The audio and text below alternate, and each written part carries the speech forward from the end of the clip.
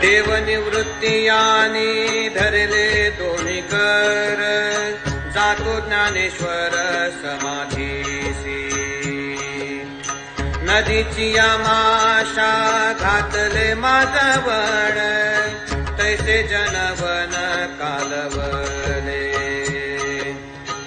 दाही दिशा धुंद उदयास्ता वीण, तैसेची गगन कालवले.